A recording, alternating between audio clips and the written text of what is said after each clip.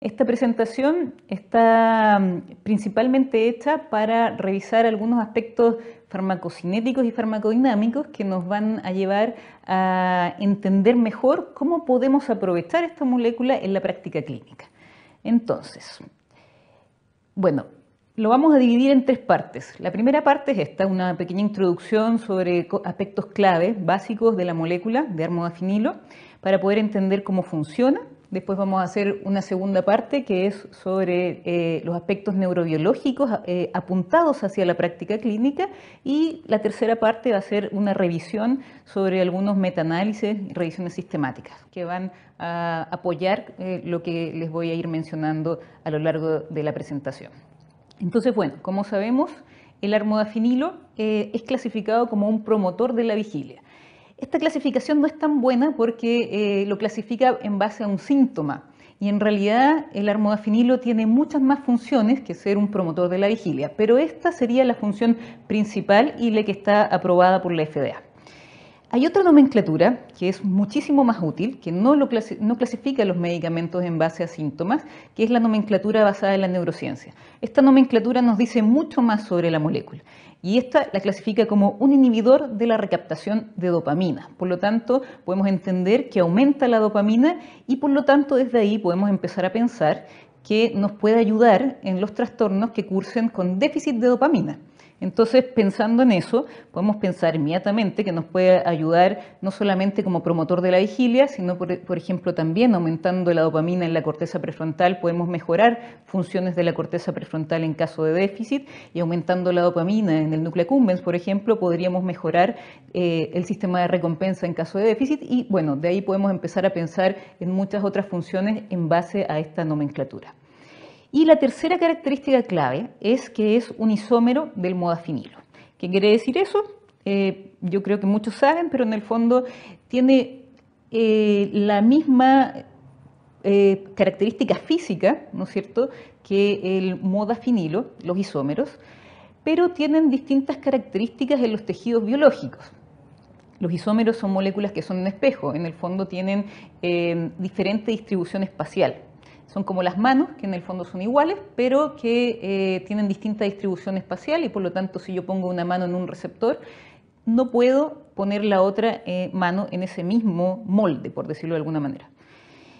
Cuando uno prescribe modafinilo, prescribe una mezcla racémica. Esto quiere decir que tiene la misma proporción de los isómeros.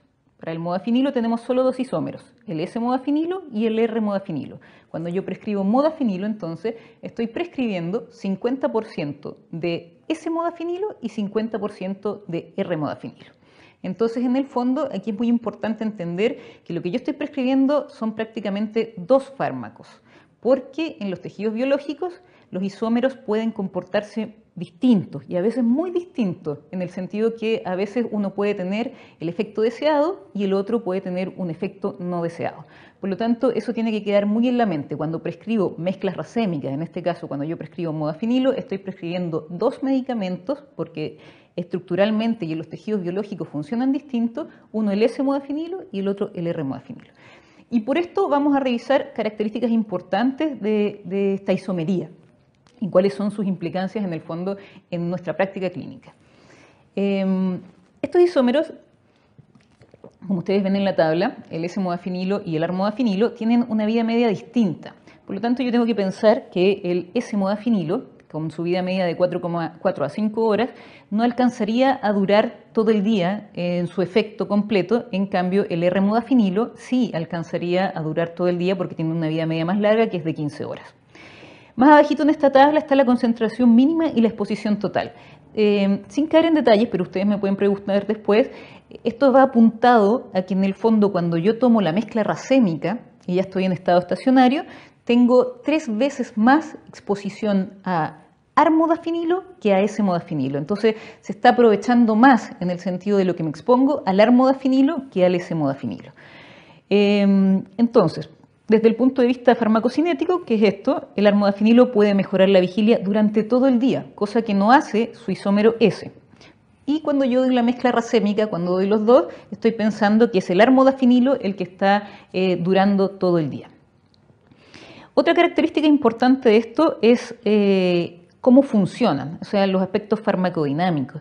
Y aquí es muy importante que ambos isómeros tienen la misma función, porque a veces tienen funciones distintas y pueden producir efectos deseados y no deseados. En este caso, tienen una misma función y van a producir el efecto a través de la inhibición del transportador de dopamina, que es algo que está probado ya en humanos. Sabemos que esto es lo que hace a través de estudios que se han hecho por PET. Y además se piensa, porque se ha visto en modelos animales, que tiene otras funciones que vamos a revisar más en detalle, pero que en el fondo son principalmente inhibidor de noradrenalina y serotonina, y hay más que se ha visto en modelos animales, y desde ahí surge también las preguntas de en qué más sería útil este medicamento. Entonces, ambos funcionan como un inhibidor del transportador de dopamina, por lo tanto, el armodafinilo tendría similar mecanismo de acción que la mezcla racémica, 50% S y 50% R-modafinilo. Y la tercera implicancia tiene que ver con las reacciones adversas más comunes. En el fondo, uno ya entiende que cuando yo estoy dando dos medicamentos, voy a tener más efectos adversos que si doy uno. Y como estos isómeros se comportan como medicamentos, o sea, como fármacos distintos en los tejidos, efectivamente es así. Y en esta tablita lo que vemos en este recuadro es la cantidad de reacciones adversas más comunes, que son el 5% o más, y aquí tenemos que para armodafinilo son pocas, cefalea, náuseas, mareo, insomnio, pero para modafinilo son las mismas, pero se agregan más. Y esto puede ser una complicación, ¿no es cierto?, para los pacientes, que en el fondo van a estar expuestos a más efectos adversos y a más frecuencia de los efectos adversos, no solo a la cantidad, sino que a la frecuencia. Y en esta tabla lo vemos. Efecto adverso cefalea, para modafinilo, la mezcla racémica, tenemos que 1 de cada 3 pacientes va a presentar cefalea, que es bastante. Y para armodafinilo esto disminuye, para 1 de cada 5 pacientes un poquito menos quizás. También es importante, pero es harto menos que la mezcla racémica. Y aquí vamos comparando los efectos. En realidad, por ejemplo, tenemos que para rinitis con armodafinilo no está reportado, pero con modafinilo sí, y para dolor de espalda con armodafinilo no está reportado y para la mezcla racémica modafinilo sí. Y como ustedes ven acá, vamos viendo que para náuseas, para nerviosismo, para diarrea, para mareo, dispepsia e insomnio, es mucho menos lo que tengo, y ansiedad, ¿no es cierto?, es mucho menos el porcentaje de efectos adversos que ocurren con el armodafinilo que con el modafinilo. Entonces la explicancia evidentemente son que tengo menores efectos no deseados con el isómero armodafinilo que en la mezcla racémica. Ahora, de aquí podemos resumir que tenemos entonces armodafinilo sería una molécula que nos va a durar el efecto todo el día, que tiene un mecanismo de acción que es igual que su isómero y que es el deseado, y que además presenta menores efectos adversos. O sea, tenemos hartas ventajas si damos solo este isómero. Ahora vamos a la segunda parte, que se trata un poquito de revisar algunos aspectos neurobiológicos y aplicarlos a la práctica clínica. Y esto tiene que ver con cómo funciona el medicamento. Es muy importante saber cómo funciona y lo vamos a ver un poco más en detalle. Para armodafinilo y para ese modafinilo, ¿no es cierto?, ya sabemos, y lo reiteramos, que es un inhibidor de la recaptación de dopamina y por lo tanto aumenta la dopamina. ¿Y qué tiene esto de importante? Se ha visto que la aumenta en el accumbens, en el estriado y en el córtex. ¿Y qué podría hacer esto y qué se ha visto que hace? En el núcleo accumbens, que es el centro del placer, podría ayudar, si es que hay un déficit, a mejorar el sistema de recompensa y a mejorar la posibilidad de sentir placer o motivación. Y también, como tiene esto que ver con el sistema de recompensa, inmediatamente yo pienso en qué pasa con las adicciones, en qué rol podría jugar el armodafinilo en las adicciones. En el estriado, que es un centro que tiene que ver con la motricidad, podríamos decir que cuando hay déficit de dopamina en el estriado, si yo lo aumento, podría mejorar funciones motoras. Y en la corteza, principalmente en la corteza prefrontal, si yo aumento la dopamina cuando está en déficit, podría mejorar funciones cognitivas, podría mejorar síntomas negativos, en la esquizofrenia, por ejemplo, podría mejorar varias cosas que las vamos a ir revisando. Entonces, efectivamente es así. Se ha visto que tiene que ver con los estados hedónicos, o sea, los estados de placer, con las funciones cognitivas y las funciones motoras. Esto es lo principal. Y vamos a ver además cómo se ha estudiado y lo que se ha visto en modelos animales y en modelos en humanos in vitro. ¿Qué es lo que se ha visto también como efecto directo? Que el armodafinilo y el S-modafinilo pueden aumentar el glutamato por distintos mecanismos y como se ve aquí en esta figura, en el fondo el aumento del glutamato es bastante amplio, tanto en la corteza como en zonas subcorticales. Y nosotros sabemos que el glutamato es un neurotransmisor excitador, por lo tanto podría mejorar la activación en caso de déficit, ¿no es cierto? Y también el glutamato tiene mucho que ver con la potenciación a largo plazo, que es uno de los mecanismos, ¿no es cierto?, para que nosotros aprendamos y para que generemos memoria. Por lo tanto, las funciones que yo inmediatamente tengo que pensar que podrían estar implicadas con esta molécula serían la potenciación a largo plazo, memoria de aprendizaje y activación. El aumento del glutamato directamente y también la molécula armodafinilo directamente lo que hacen es aumentar las orexinas. Y las orexinas es uno de los neurotransmisores principales como promotor de la vigilia. Entonces, cuando yo aumento las orexinas, eso es como hacer un switch de encendido en el cerebro y eso nos permite estar en vigilia. Las orexinas se producen en el hipotálamo lateral y ahí es donde está este switch como de encendido del cerebro. Por lo tanto, las orexinas van a promover la vigilia y además otro mecanismo que va de la mano con ¿no es cierto?, es el aumento de la histamina, que es producido por el aumento de las orexinas y otros factores, donde la histamina aumenta tanto en el núcleo tuberomoamilar, que es donde se produce, como en la corteza cerebral, el accumbens en el estriado y el hipotálamo, y de ahí también podemos hipotetizar, ¿no es cierto?, algunas funciones, pero en el fondo sabemos que la histamina es un neurotransmisor activador, ¿no es cierto?, y que por eso los antihistamínicos nos dan sueño, y este neurotransmisor activador va a modular, ¿no es cierto?, la calidad de la vigilia. O sea, este sistema orexina-histamina es el promotor de la vigilia y nos modula la calidad de cómo vamos a estar en vigilia, junto, ¿no es cierto?, con otros neurotransmisores como las monoaminas, la acetilcolina y otros. Pero estos dos serían los más importantes y desde aquí entendemos la función como promotor de la vigilia. Después, dentro de las otras funciones que se han visto para esta molécula en modelos animales y humanos in vitro, tenemos que aumenta la serotonina. Inmediatamente cuando uno habla de serotonina piensa en el ánimo y la ansiedad. Y si ustedes ven acá, ¿dónde se aumenta? Bueno, cuando uno ve el núcleo central de la amígdala, inmediatamente piensa en la ansiedad y piensa en que podría tener un rol aquí. Pero también, ¿no es cierto?, por las otras zonas nosotros pensamos al tiro en el ánimo, si pudiera generar beneficios en los trastornos del ánimo, en la depresión bipolar, que es algo que vamos a revisar después. Y también el armodafinilo nos puede aumentar la acetilcolina tanto en estructuras corticales como subcorticales, y la acetilcolina es uno de los neurotransmisores que regula funciones de memoria y funciones cognitivas. Por lo tanto, también voy sumando y voy viendo que en realidad el armodafinilo, a través del aumento de algunos neurotransmisores, tendría hartas modulaciones de neurotransmisores que nos van a permitir aumentar funciones cognitivas. Además, la serotonina, este aumento de serotonina, refuerza el aumento de acetilcolina. Otro neurotransmisor que está implicado es la noradrenalina, que también aumenta con esta molécula armodafinilo, tanto en zonas corticales como subcorticales, como ustedes ven ahí, en el locus coeruleus, que es donde se produce, y de ahí al resto como de las redes neurales. La noradrenalina tiene muchísimas funciones, ¿no es cierto? Tiene funciones en el ánimo, pero también tiene funciones cognitivas. Por lo tanto, si yo aumento la noradrenalina, puedo aumentar, en caso de déficit, ¿no es cierto?, atención y concentración. Esto es como funcionan los psicoestimulantes, que en el fondo aumentan la noradrenalina y la dopamina. Esto es como el metilfenidato, como las anfetaminas, y ese es un mecanismo para ser potenciadores cognitivos. Entonces, esta molécula también tiene mecanismos que le permiten ser un potenciador cognitivo, no solo un promotor de la vigilia, también habría mecanismos que permiten tener alguna función en el ánimo, mecanismos que tienen que ver con funciones motoras, y desde ahí que se ha vinculado con su posible eficacia en síntomas como la fatiga, por ejemplo.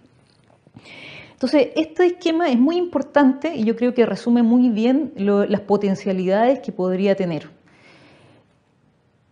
Siguiendo un poco más allá, además, el último neurotransmisor que regula es el GABA. Y en este caso es distinto, porque aquí no lo aumenta, sino que es a la baja. Y al bajar el GABA, yo voy a tener una baja de un neurotransmisor que es inhibitorio. Entonces, lo más posible es que tenga un estado de mayor excitación o un estado de mayor actividad. De por sí, solamente con el hecho de hacer esto, pero además, obviamente, que la disminución de la función GABAérgica va a modular muchísimos otros sistemas de neurotransmisión y así como va a mejorar el aumento de noradrenalina y dopamina, aumentar la histamina, entonces va a mejorar la vigilia y también va a aumentar el glutamato y con eso tenemos como hartas interacciones entre estos sistemas de neurotransmisión. Entonces, aquí nos quedamos con esto y esta es como la figura que nos tiene que quedar en la mente para entender e hipotetizar posibles funciones. Desde aquí, con esta figura en la mente, podemos pensar en cuáles son los blancos terapéuticos que tiene el armodafinilo. Y vamos a entender muy bien lo que dice el profesor Stahl sobre los tres principales blancos terapéuticos que tendría esta molécula. El primero, que ya lo conocemos, es un blanco esencial, sería la somnolencia excesiva diurna, la hipersomnia. Y este blanco lo vamos a ver como blancos sintomáticos, porque es un fármaco que puede mejorar la somnolencia, es un fármaco que puede mejorar la fatiga mental y física y un fármaco que además puede mejorar funciones cognitivas. Estos tres blancos terapéuticos son los que hace hincapié el profesor Stahl, que es un eminente psicofarmacólogo. Pero además, desde hace tiempo, ¿no es cierto?, se está estudiando y se ha hecho bastante investigación que ya está más actualizada sobre otras funciones en la psicopatología anímica propiamente tal, no solamente en pensar en la hipersomnia, por ejemplo, y la fatiga asociada a las depresiones, sino que además cómo funcionaría en el resto de la psicopatología anímica. Otra función, cómo funcionaría en los síntomas negativos en la esquizofrenia. Y la tercera función es cómo funcionaría en las adicciones. Todo esto, ¿no es cierto?, pensando en lo que hablamos recién en la diapositiva anterior, en los mecanismos de acción y cómo, por ejemplo, en el caso de la psicopatología anímica, aumentando la dopamina en algunas zonas centrales, yo podría mejorar eso y además pensando en ese aumento que hace en el sistema trimonoaminérgico, ¿no es cierto?, con relación a los síntomas negativos de la esquizofrenia también se ha estudiado principalmente por el efecto del aumento de la dopamina y en el sistema de adicciones por el efecto del aumento de la dopamina en el núcleo accumbens, o sea, en el sistema de recompensa. Con esto en la mente vamos a ir revisando estos tres primeros blancos terapéuticos que nos dice Stahl. El primero, la somnolencia excesiva diurna. Bueno, y aquí tenemos que es muy sabido, ¿no es cierto?, que está ya aprobado por la FDA que nos sirve para el tratamiento de la somnolencia excesiva diurna, para reducirla en la narcolepsia, en el síndrome apnea obstructiva del sueño y en el trastorno por trabajo por turnos. Acá las dosis que están aprobadas por la FDA van de 150 a 250 miligramos de armodafinilo, pero para el trastorno por trabajo por turnos puede ser un poco menor, de 150 miligramos una hora antes de ir al turno, puede ser muy efectivo, o sea, esa es como la dosis recomendada por la FDA. Pero sabemos que hay un rango, ¿no es cierto?, que podría beneficiarse una persona de este rango de 150 a 250 miligramos. Además, se ha estudiado el efecto en la somnolencia excesiva diurna en otros trastornos que no son trastornos del sueño. Y esto es bien importante porque uno tiene que tener en mente que en el fondo el fármaco, el armodafinilo, nos podría servir en la somnolencia excesiva diurna en muchas ocasiones, por lo tanto, para varios trastornos que puedan presentar los pacientes. Y en el caso de la hipersomnia idiopática, lo entendemos, acá en la lesión traumática cerebral es bien interesante porque hay un número importante de personas con traumatismo encefalocraniano que presentan hipersomnia demasiado intensa que no les permite un proceso de rehabilitación normal y hacer una vida normal.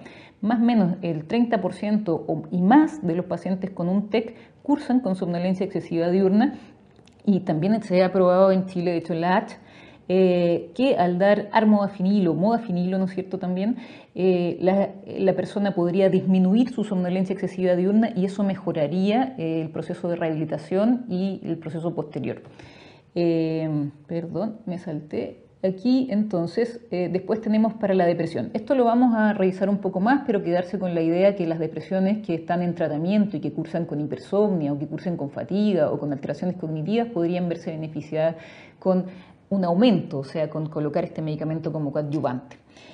En la enfermedad de Parkinson, distrofia miotónica, también habría una mejora en la somnolencia. Son enfermedades que pueden cursar con somnolencia, o sea, son trastornos donde de manera frecuente se cursa con somnolencia. En el tratamiento analgésico opioide también podríamos tener beneficio porque el tratamiento analgésico opioide puede generar hipersomnia y en otros trastornos que cursen, ¿no es cierto?, con hipersomnia. En general, las dosis que se usan para esto también van de 150 a 250 miligramos. Para el Parkinson es un poco menor, que va en 150 miligramos, y para la depresión unipolar hasta 250 y para la depresión bipolar 150. En el caso de fatiga mental y física, entonces también podemos tener ciertos blancos. ¿Cuáles son los trastornos que se ven beneficiados? Los 3 trastornos que ya hemos mencionado, que es donde está la aprobación por la FDA, que son los trastornos del sueño, apnea, hipopnea, obstructiva del sueño, narcolepsia y trastorno por trabajo por turno.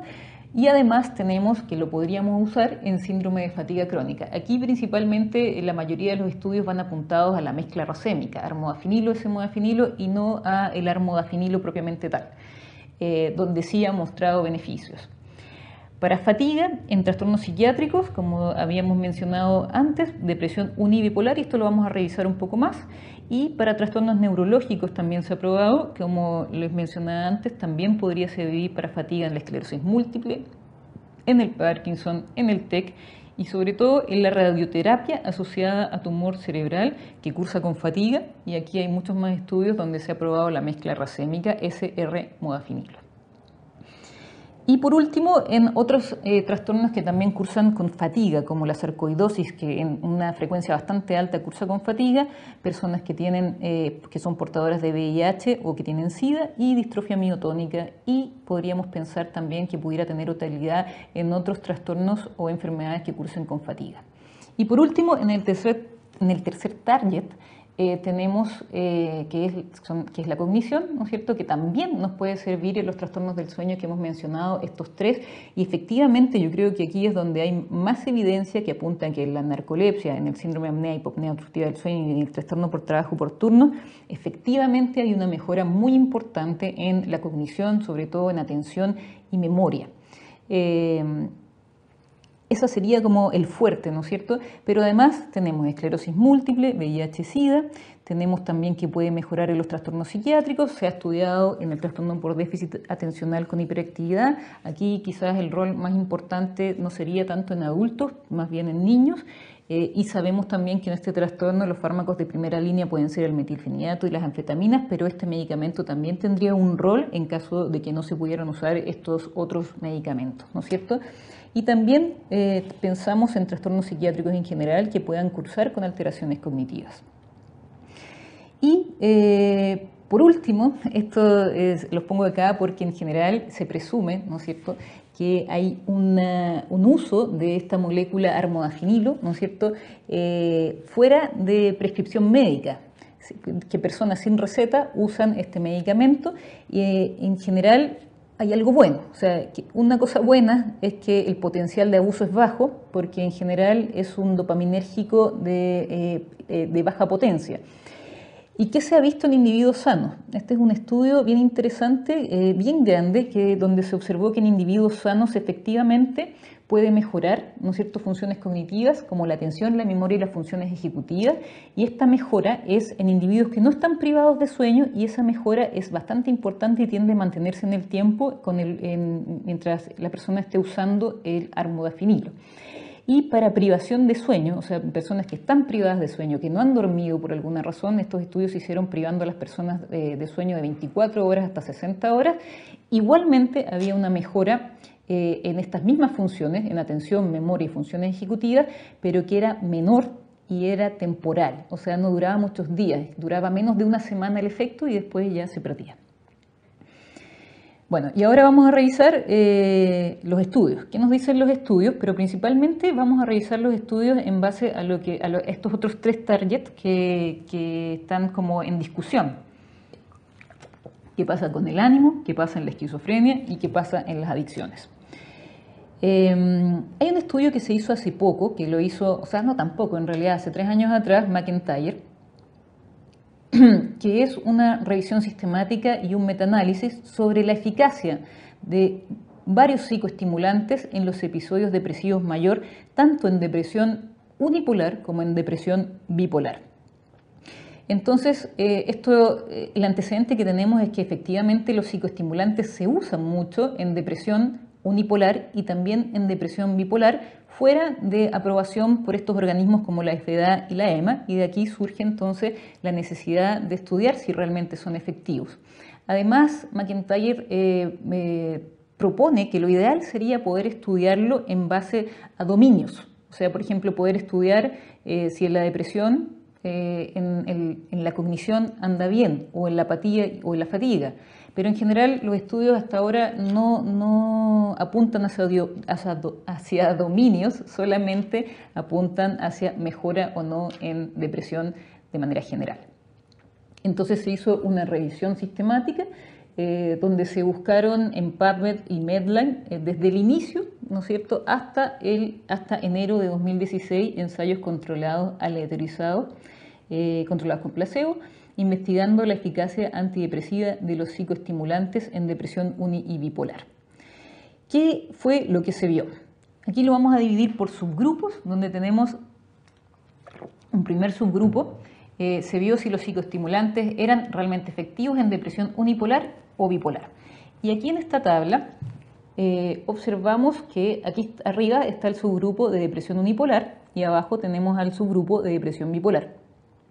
Son bastantes estudios, ¿no es cierto? Y es importante decir que finalmente los estudios que sí se consideraron eran estudios donde se incluían los psicoestimulantes armodafinilo, modafinilo, anfetaminas, lisdexanfetaminas y metilfenidato. En grupo, en total, se vio que sí había una eficacia en depresión, tanto unipolar, en este caso acá, que es el resultado total, como acá, en depresión bipolar, o sea, había una eficacia y esa eficacia era clínicamente significativa y estamos hablando aquí, ¿no es cierto?, de respuesta. O sea, clínicamente hay una mejora en la respuesta que es clínicamente significativa. Esto quiere decir pensar siempre que respuesta está definido como un 50% o más de mejoría.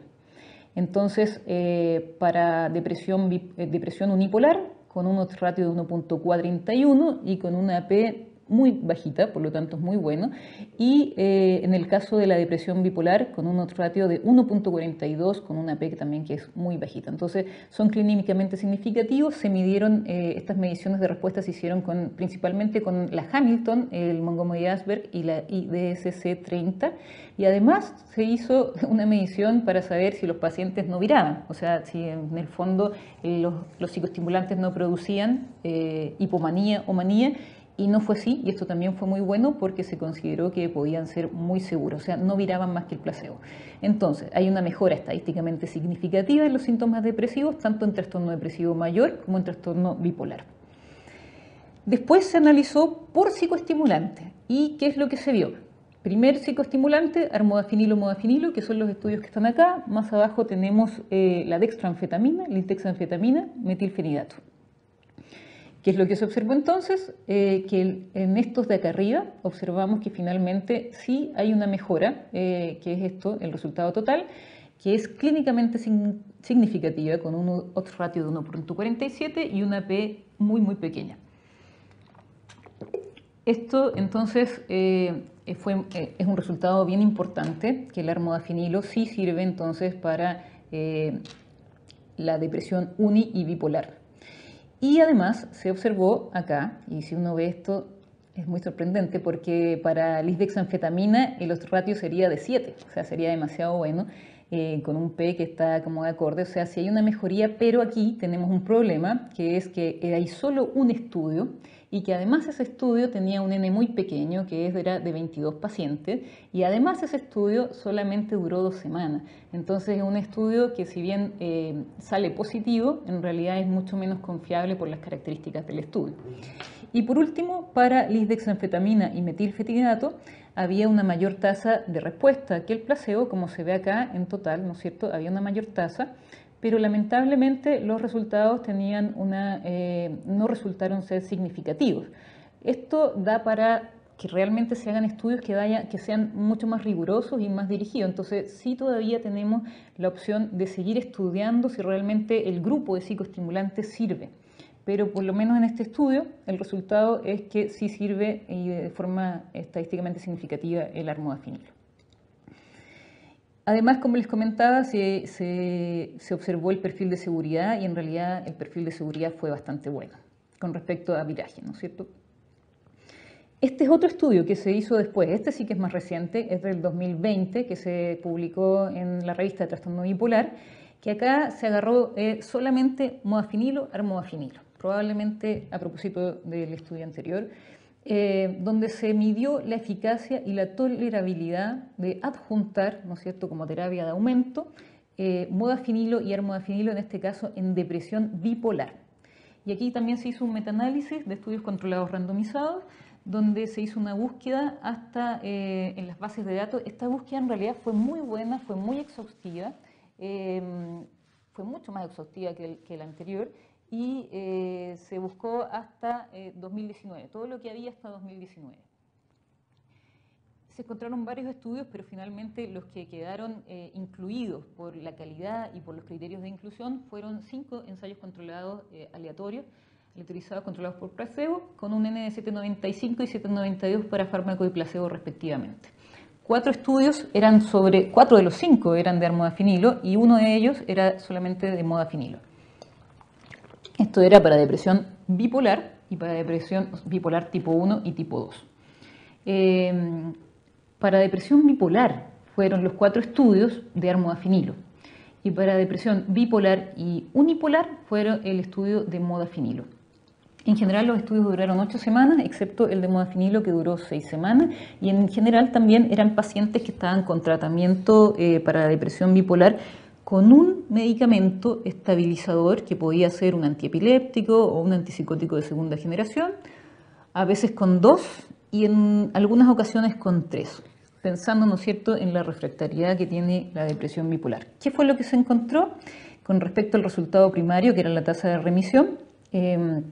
Aquí observamos que la tasa de remisión en los estudios sí estuvo a favor del tratamiento, ¿no es cierto?, en todos los estudios, y finalmente tenía una tasa de remisión significativa con relevancia estadística y con un riesgo relativo de 1.38 y con un P que también era muy confiable. Además, ellos publican el número necesario de tratar, que es una cifra que nos da un poco más de luces y que se entiende muy bien, ¿no es cierto? Es muy práctica para entender como el peso de esto. En el fondo, si yo trato a 16 pacientes con depresión bipolar adjuntando armodafinilo o modafinilo, uno va a remitir completamente su sintomatología, o sea, uno se va a mejorar como al 100%. La remisión se consideraba en la escala ISDC-30 como menos de 11 puntos, que es como cuando ya uno piensa que no hay depresión ni leve, ni moderada, ni severa. Para respuesta, ¿no es cierto?, definida como el 50% o más de mejoría, encontramos acá en esta tabla, ¿no es cierto?, que también está a favor del tratamiento para los estudios, para la mayoría de los estudios, con una significancia estadística, ¿no es cierto?, con un odds ratio de con un riesgo relativo de 1.18 y con un P bastante bueno. Entonces, ¿qué en el fondo nos dice esto? Que sí hay una respuesta clínicamente significativa con armodafinilo, modafinilo, y que esta respuesta principalmente no se observó ni en la primera ni en la segunda semana, y generalmente después de la primera y segunda semana apareció la respuesta. La respuesta significativa se dio a la 4ª semana. Estos estudios, recordemos que duraron 8 semanas, entonces se vio a la 4ª, a la 6ª y a la 8ª semana. Además, ellos nos dan el número necesario a tratar para que alguien obtenga, entonces, respuesta. Necesitamos tratar 15 personas y una va a tener el 50% más de mejoría. Por último, en resultados secundarios fue muy importante saber si en el fondo el armodafinilo o el modafinilo producían discontinuación, principalmente por manía o hipomanía, que es algo que se podría presumir de los estimulantes, o que si producían riesgo suicida o suicidio, ¿no es cierto?, u otras reacciones adversas. Y lo que se vio fue que finalmente, en resumen, la discontinuación no se produjo de manera mayor a lo que producía el placebo. Y también acá vemos que el número necesario a dañar es muy bueno porque es muy alto, o sea, es un fármaco muy seguro. El número necesario a dañar es la cantidad de personas que yo tendría que tratar para producir algún daño. O sea, de 64 personas en tratamiento, solamente una persona podría tener alguno de estos efectos que produzcan discontinuación. O sea, es muy bueno en términos de seguridad. Y por acá vemos este otro, el LHH, es la probabilidad de ayudar, help o dañar, harm, y la probabilidad de ayudar en el fondo es 4 veces más la probabilidad de ayudar a una persona en vez de dañarla. Y por último, bueno, no hay evidencia de cambio de humor, no hay viraje y no hay evento suicida asociado al armodafinilo-modafinilo. Por lo tanto, estos resultados también son muy buenos en el sentido de a favor de la molécula, del tratamiento. Bueno, entonces este metaanálisis sugiere que modafinilo y armodafinilo complementarios pueden representar una nueva intervención terapéutica que sea efectiva, pero también obviamente que vemos que el número necesario a tratar es bien alto, ¿no es cierto?, para tener una respuesta. Por lo tanto, la eficacia clínica, si bien existe, es débil, lo que podría también estar relacionado con las limitaciones en los diseños clínicos de los estudios. Por lo tanto, obviamente que se sugiere, ¿no es cierto?, que se siga estudiando esta molécula, los psicoestimulantes en general, en la depresión bipolar, que es tan difícil de tratar y tan refractaria. Y por lo menos acá tendríamos un grupo de fármacos que tienen diferentes mecanismos de acción que nos pueden ayudar. Con respecto a lo que habíamos hablado de esquizofrenia, con respecto a esquizofrenia y síntomas negativos de esquizofrenia, aquí se hace un metaanálisis y de ensayos controlados, aleatorizados, ensayos controlados, una revisión sistemática y un metaanálisis que se hizo el año pasado, 2019, que lo hizo SABE, y donde, a propósito del uso, ¿no es cierto?, que se hace fuera de prescripción de los psicoestimulantes, se hizo este estudio tanto en personas con esquizofrenia como personas con trastorno esquizoafectivo, donde se revisó todo desde el inicio hasta fines de 2018. ¿Qué fue lo que se encontró? Bueno, se encontraron varios estudios, pero finalmente se seleccionaron 10 ensayos controlados aleatorizados, 6 con modafinilo, 2 con armodafinilo, 1 con pramipexol y 1 con levodopa, a pesar de que se buscaron, como ustedes ven aquí, para muchísimos psicoestimulantes estudios que cumplieran con los criterios. O sea, fue una búsqueda también de muchos psicoestimulantes, pero solamente estos cumplieron con criterios de calidad y los criterios de inclusión de este estudio. Esto estaba hecho para adultos entre 18 y 65 años con dosis estables de antipsicóticos por lo menos por 4 semanas. En el subgrupo, bueno, aquí también los resultados se dividen por subgrupos. Para los medicamentos, ¿no es cierto?, dividiendo los medicamentos prodopaminérgicos, tenemos entonces el modafinilo por acá arriba, el armodafinilo, la levodopa, el pramipexol. ¿Qué es lo que se vio? En el fondo, si uno mira aquí, había eficacia, ¿no es cierto?, de aquí para acá sería a favor del tratamiento, había un resultado efectivo para el tratamiento para modafinilo, y para armodafinilo no fue así con L-dopa ni pramipexol, pero finalmente cuando en los datos estadísticos lo que se vio era que el que sí tenía significancia estadística era modafinilo. Aquí también es bien interesante porque aquí había muchos más estudios y estamos hablando de la mezcla racémica, ¿no es cierto?, de R y S modafinilo. En cambio aquí había muy poquitos estudios y aquí salió que la significancia estadística no existía, pero en el otro caso sí. Entonces, solo modafinilo mostró una diferencia significativa, pequeña, ¿no es cierto?, que fue de 0,32 en términos de la diferencia media estadística. Y los prodopaminérgicos no empeoraron los síntomas positivos. Entonces, aquí otra vez vemos que serían seguros. También acá se hizo otra división, se analizó un subgrupo. ¿Y por qué se analizó un subgrupo para los síntomas negativos de la esquizofrenia? Porque en general, de los estudios que habían, estos estudios no hacían distinción sobre los síntomas negativos en particular. Y en cambio, en los estudios en que había por lo menos un umbral mínimo de gravedad para síntomas negativos, sí los resultados fueron distintos. O sea, considerando un umbral mínimo de gravedad para síntomas negativos, estudios que eran así, que fueron estos 4, sí hubo una diferencia, ¿no es cierto? Una diferencia a favor de armodafinilo y de modafinilo. Entonces, si habían síntomas más graves, síntomas negativos, había una diferencia para armodafinilo y modafinilo, cosa que sí fue clínicamente significativa en la mejora de los síntomas negativos.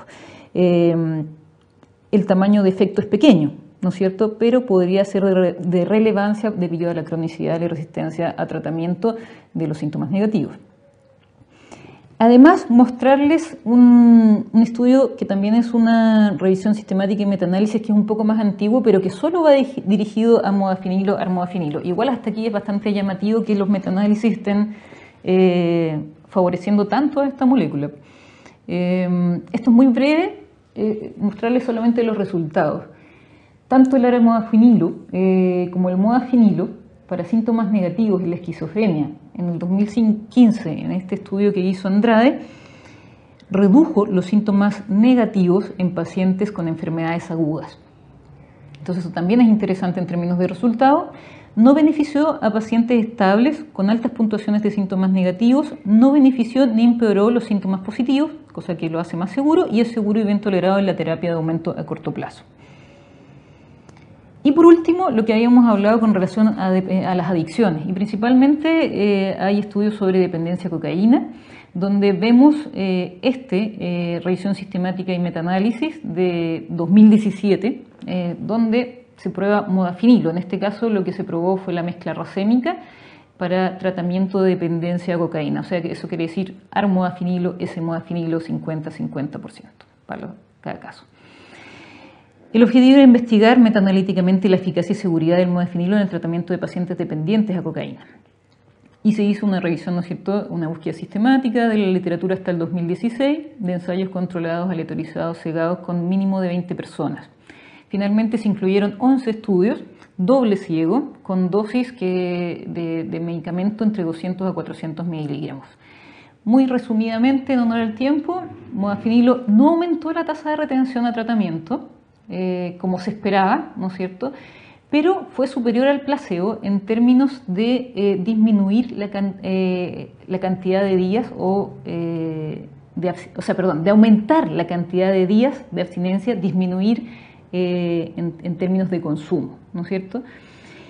Y la tasa de abstinencia, por lo tanto, a cocaína fue significativamente mayor en los sujetos tratados, en análisis de subgrupos. Entonces, esto fue positivo para el modafinilo, también fue positivo que era seguro y bien tolerado, con similar tasa de discontinuación que el placebo.